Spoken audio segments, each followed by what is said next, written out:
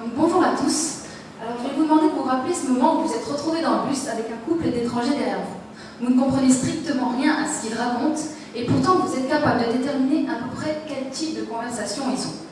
S'ils se disputent, s'il s'agit de vieux amis, vous déterminez leur sexe évidemment, mais peut-être même leur âge et leur apparence physique. Tous ces indices que vous arrivez à extraire de leur voix en dehors de leur discours se nomment les informations paralinguistiques. Elles sont primordiales à notre vie sociale. Sur quoi reposent-elles? Essentiellement sur les variations acoustiques de notre voix. Le son émis par la vibration des cordes vocales va être filtré différemment selon les mots que l'on dit, mais aussi selon la taille et la forme de notre tractus vocal. Ce son va être réceptionné et amplifié par les oreilles de votre interlocuteur, puis envoyé jusqu'à son cerveau au niveau du lobe temporal, jusqu'au cortex auditif primaire. Pourquoi primaire? Parce qu'il fait seulement une analyse de base, puis renvoie ça à des aires auditives dites secondaires, plus spécialisées. D'une part, les aires du langage, qui vont nous permettre de déterminer qu'est-ce qu'on est en train de nous dire et de produire une éventuelle réponse, mais aussi vers les aires temporales de la voix, qui, elles, vont déterminer qui me le dit, comment, et parfois même dans quelles intentions. Ce sont ces aires-là qui m'intéressent et qui traitent les informations paralinguistiques. Grâce à elles, notre cerveau est capable de distinguer une voix d'un son environnemental, tel qu'un coup de klaxon, mais aussi un son social, tel qu'un rire, d'un son non social, comme un éternuement. En fait, elles sont plus actives lorsqu'il s'agit d'un son communicatif. Mais le côté droit et gauche ne font pas exactement les mêmes analyses. Par exemple, pour ce qui est du décryptage de l'identité de la voix, ça se passe essentiellement du côté droit. Une étude a montré que les neurones de ce côté-là déchargeaient de manière constante lors de l'écoute d'un même son par différentes personnes, mais cessaient de décharger lorsqu'il s'agissait d'une écoute de différents sons par une même personne. En gros, ils ne sont pas dupes, ils cessent de bosser quand ils s'aperçoivent que c'est le même mec qui leur cause. Et si maintenant je vous fais écouter ça,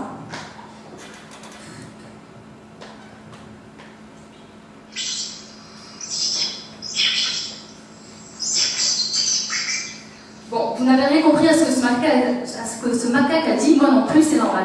Mais un autre macaque en est tout à fait capable, lui. Ces primates sont capables non seulement de communiquer à travers différentes vocalisations, mais aussi de se reconnaître entre eux. Et oui, nous sommes loin d'être les seuls animaux sociaux. Mais c'est pas fini.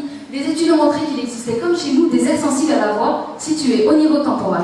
Ainsi, cette faculté est apparue bien avant nous au cours de l'évolution, et ça paraît tout à fait normal quand on considère l'importance de la reconnaissance vocale, pour reconnaître ses petits, les membres du groupe, ou même les femelles, quelles sont les femelles en chaleur, encore une découverte qui montre qu'on n'est pas si différents.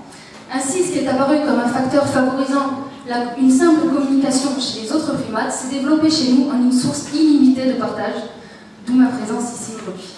Je vous remercie.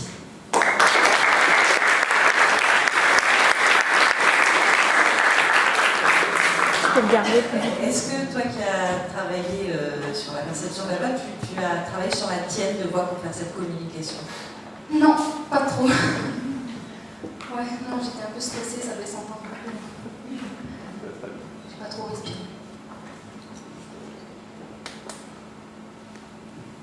Et donc vous, ce qui vous intéresse plus précisément au niveau de votre activité, c'est vous êtes impliqué dans une activité de recherche plus particulière? Oui, en fait, je suis en stage de Master 2, donc pour 6 mois. Donc je travaille pour l'instant chez l'homme et j'aimerais à l'avenir, si je fais une thèse au sein de la même équipe, travailler plus sur un aspect comparatif entre l'homme et le primate.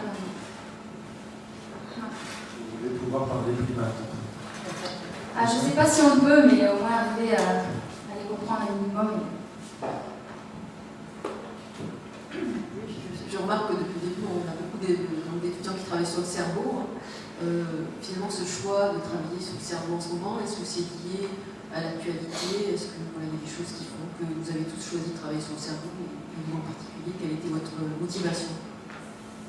Moi, c'est avec mes premiers cours que j'ai eus sur de la neurophysiologie. Et en fait, j'en ai su très peu pendant ces cours, mais j'ai voulu en apprendre plus justement parce que je me suis dit que c'était un champ que je connaissais pas du tout en fait. Et du coup, j'ai voulu en apprendre plus et c'est pour ça que je suis venue à Marseille justement pour faire mon master parce que sur internet c'était le premier lien qui était ex-Marseille, donc voilà, et je suis très contente d'avoir fait ce choix. J'en sais un peu plus, mais il y a tellement de trucs à découvrir que c'est ça qui est bien aussi, c'est jamais fini. Merci Clémentine.